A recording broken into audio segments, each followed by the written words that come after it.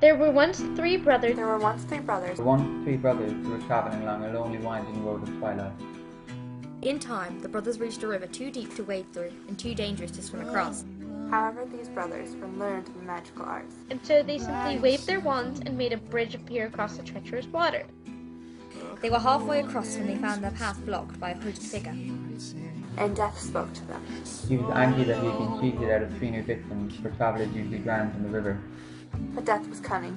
He pretended to congratulate the three brothers on their magic, And said that each had earned a prize for having been clever enough to evade him. So the oldest brother, who was a combative man, asked for a wand more powerful than any in existence. a wand that must always win duels for its owner. A wand worthy of a wizard who had conquered death. So Death crossed to an elder tree on the banks of the river. Fashioned the wand from a branch that hung there. And gave it to the oldest brother. And the second brother, who was an arrogant man, decided that he wanted to humiliate Death even further. And asked for the power to recall others from death.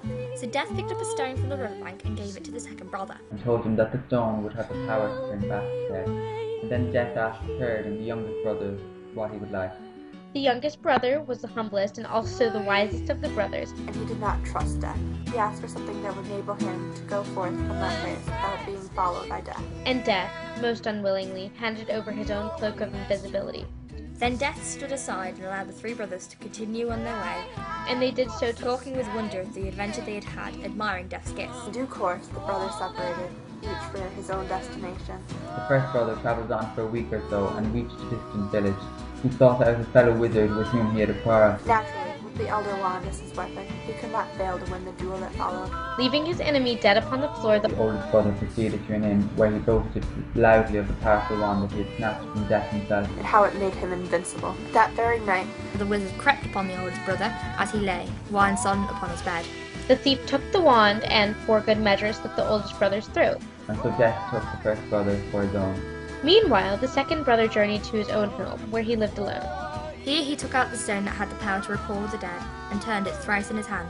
To his amazement and his delight, the figure of the girl he had once hoped to marry before her untimely death appeared at once before him. Yet she was silent and cold, separated from him as though by a veil.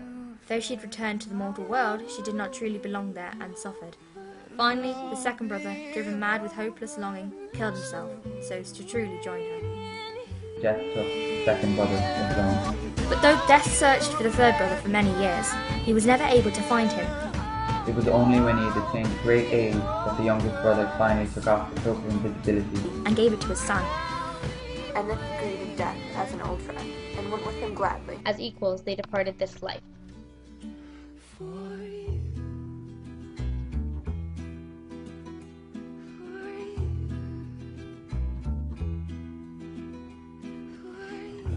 Run, run away.